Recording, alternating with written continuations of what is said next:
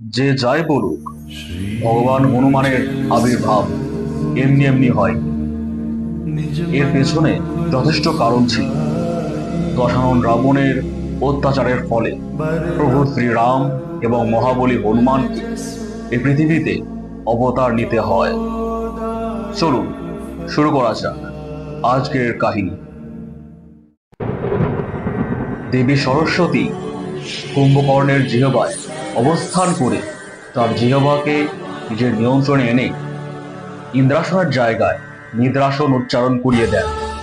এর ফলে ইন্দ্রদেবের ইন্দ্রাসন বেঁচে যায় এবং সম্পূর্ণ সৃষ্টি বিনাশ হওয়ার হাত থেকে রক্ষা পায়।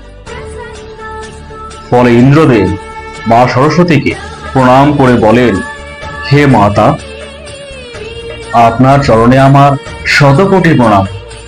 হে মাতা, আজ আপনি আমাদের রক্ষা করলেন বলেই আজ আমরা দেবতারা রক্ষা পেলাম, নয়তো আজ আমার ইন্দ্রাসনই নয়, সম্পূর্ণ জগৎ আজ অসুরদের দখলে চলে যেত। মাতা, আপনাকে শতকোটি প্রণাম।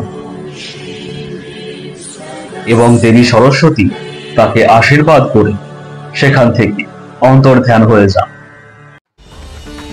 এবং ব্রহ্মদেব বিভীষণকে বললেন, বিভীষণ, তুমি কি চাও বৎস?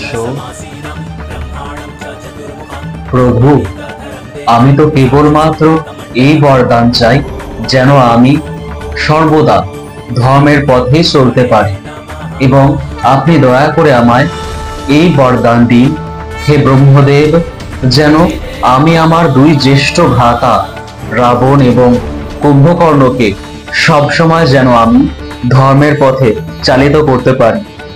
আর যদি তারা কখনো অধর্ম করার কথা ভেবেও থাকেন, আমি যেন তাদেরকে বুঝিয়ে ধর্মের পথে চালিত করতে পারি। হে প্রভু, আপনি দয়া করে আমায় এই বরদান দিন। বিভীষণ, তথাস্তু বৎস, তুমি যা চেয়েছ তুমি তাই পাবে, এবং তোমার এই বরদানে আমি অত্যন্ত খুশি হয়েছি। তাই আমি তোমায় শুধুমাত্র ধর্মের পথে চলার বরদানই নয়, আমি তোমায় বরদান দিচ্ছি তুমি চিরঞ্জীবী হবে। কলিযুগের শেষ সময় অবধি তুমি এই পৃথিবীতে বিরাজমান হয়ে থাকবে এবং তুমি এই ধরিত্রীর সেবা করবে। তুমি ভগবান বিষ্ণুর অন্তিম অবতার কল্কি দেবের সহায়ক হবে।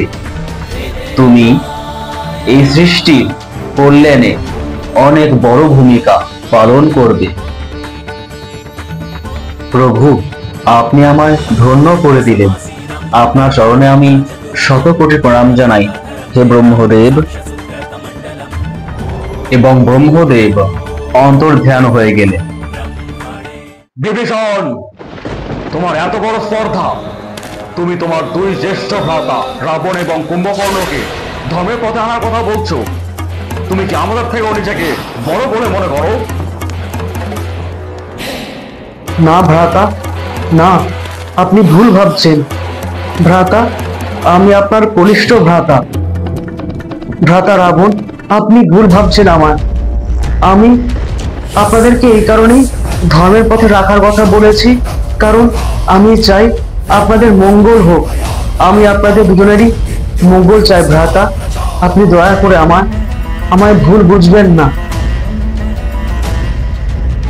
কিন্তু রাবণ ক্রুদ্ধ হয়ে বিভীষণকে ধাক্কা মেরে পাহাড় থেকে ফেলে দেন এবং নিজের একটি পা বাড়িয়ে দেন, এবং বিভীষণ তার পা ধরে ঝুলে পড়ে। ভ্রাতা, ভ্রাতা রাবণ, দয়া করে আমায় ছাড়বেন না। দয়া করে আমায় বাঁচান। ভ্রাতা রাবণ, আমায় ছেড়ে দিন।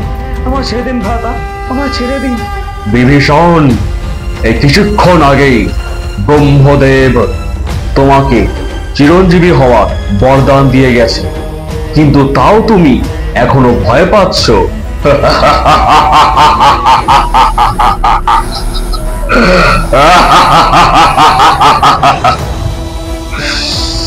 বিভীষণ, এই হলো তোমার সত্যতা। তুমি একটা ভীতু, বিভীষণ, এই হলো তোমার বাস্তবিক স্থান।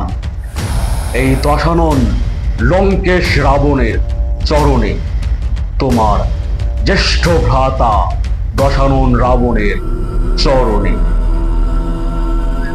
বিভীষণ, ভুল করেও আমাদেরকে ধর্মের দোহাই দিয়ে নিজের কাপুরুষতার পরিচয় দিও না। ভ্রাতা, ভ্রাতাই আপনি কি করছেন? ও আমাদের ছোট ভাই হয়। সেদিন ওকে সেদিন ভ্রাতা। ভাই,